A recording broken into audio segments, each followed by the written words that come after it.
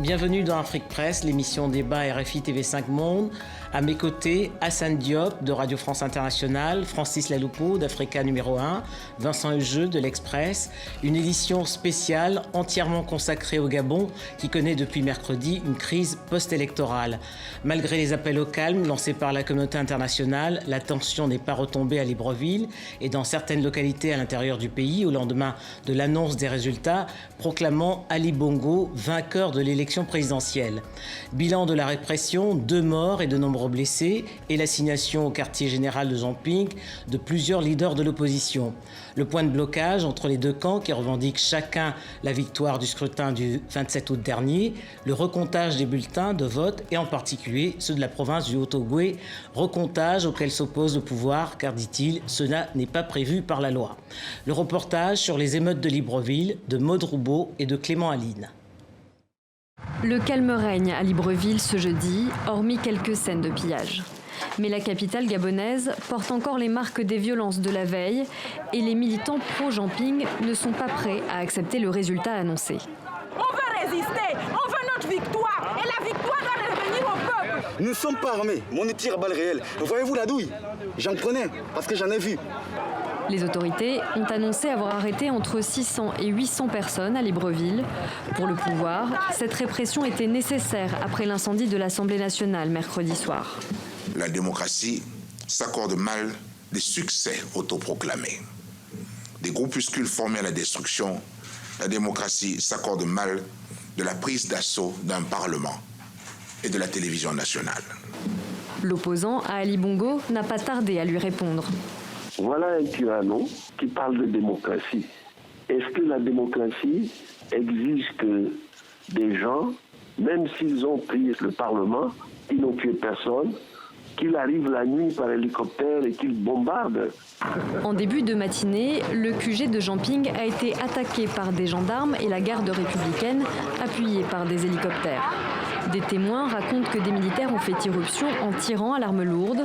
La situation était encore confuse ce jeudi, mais selon Jamping, il y aurait eu 2 morts, plusieurs blessés et de nombreuses arrestations.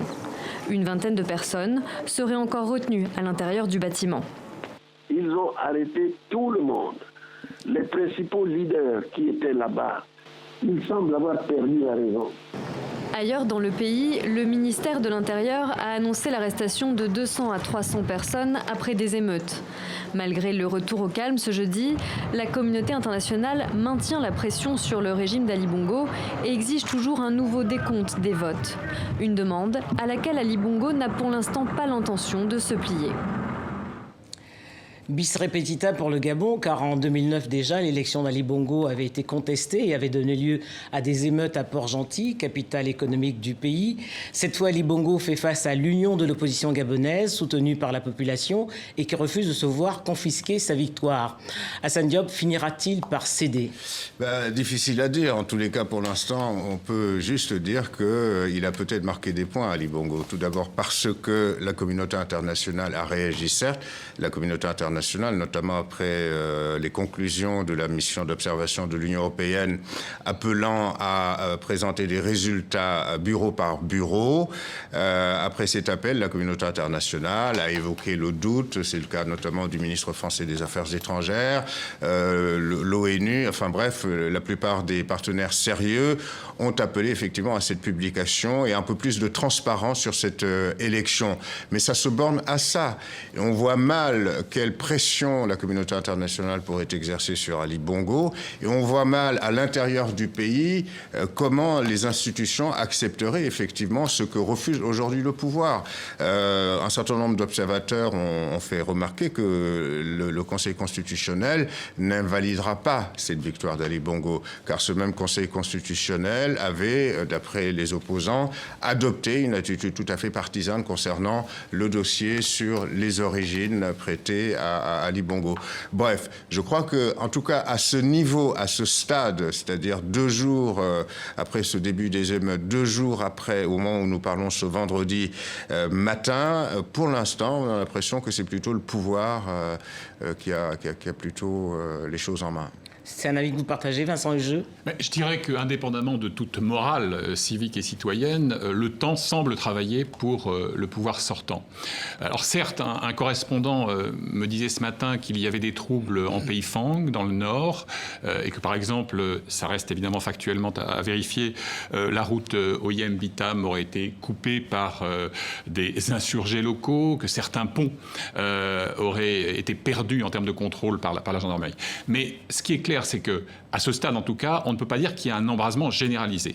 La portée des accrochages et des violences est supérieure à ce qu'elle fut en 2009, car elle a été relativement, à cette époque, circonscrite à Port-Gentil, ce bastion pétrolier frondeur par tradition, et dirigée pour le coup contre des intérêts français, en tout cas des symboles de ce qui apparaissait, pour d'assez bonnes raisons d'ailleurs, comme l'adoubement au moins implicite de Paris vis-à-vis du candidat Ali de l'époque. Et puis, il y a un autre élément qui, à mon avis, est déterminant.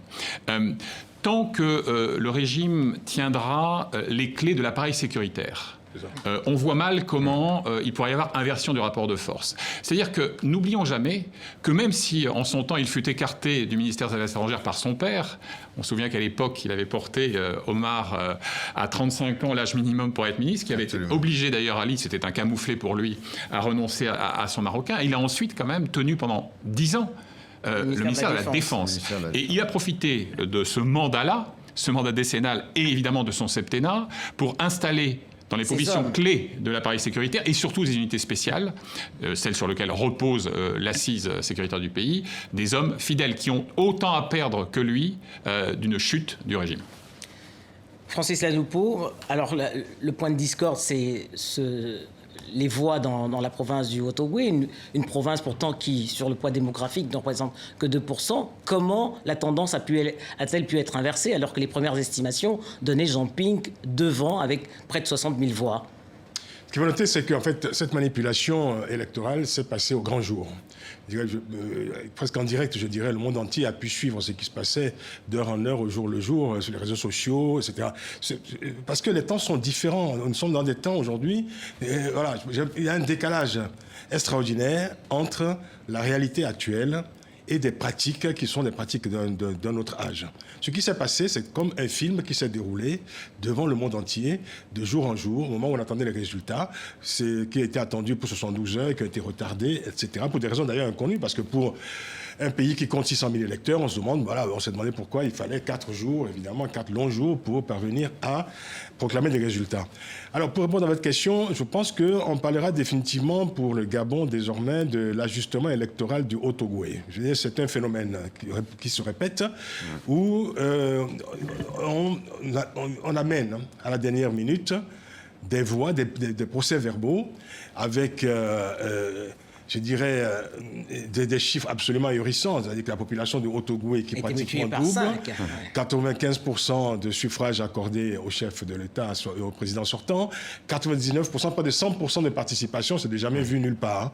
Et tout d'un coup, évidemment, cet ajustement inverse les résultats. Ça relève de la magie, je dirais. On est loin d'un phénomène, on est loin d'un processus électoral ordinaire.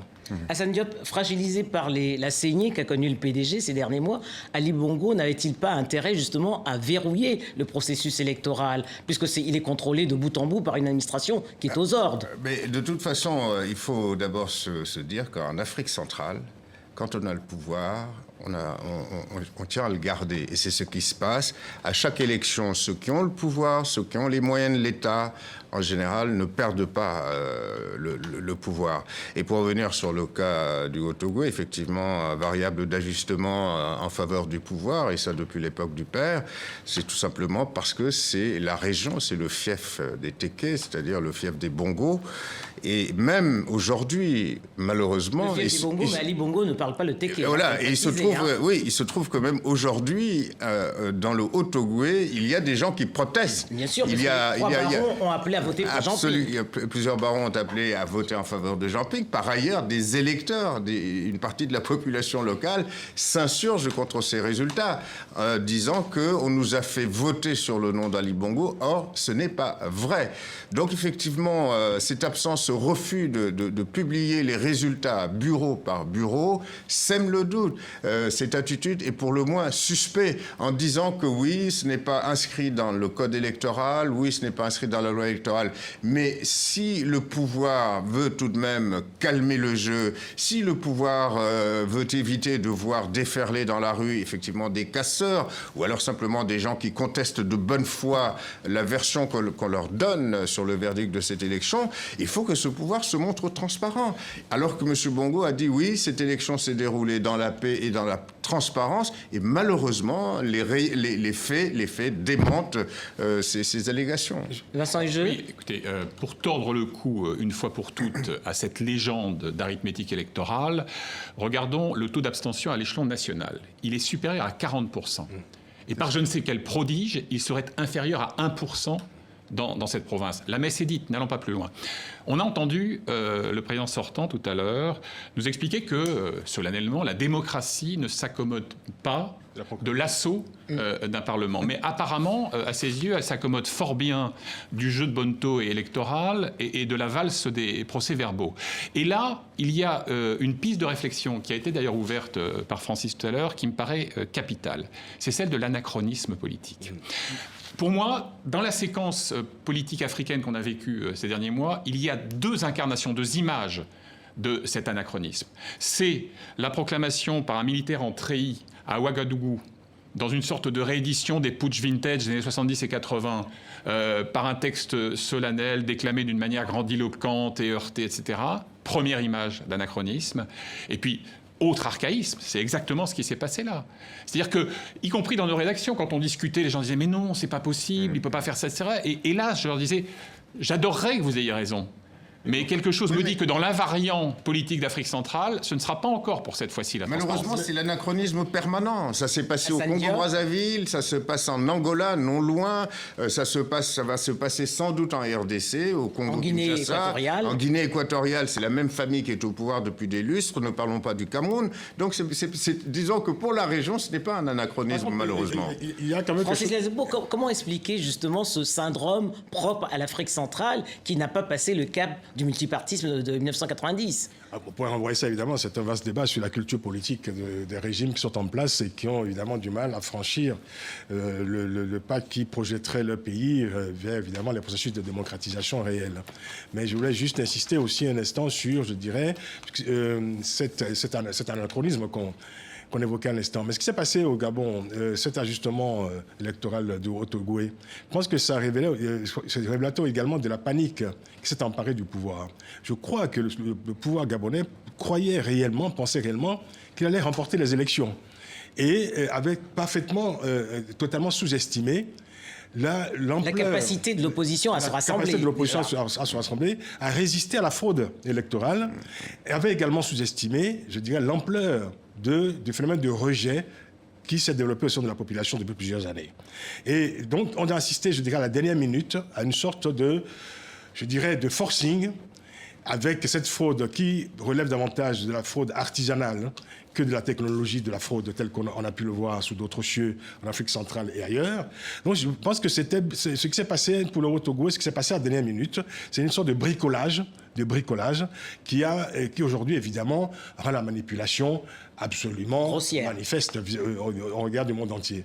Et parce qu'il ne faut pas tergiverser. Nous avons là affaire à une fraude flagrante, majeure et absolument caricaturale.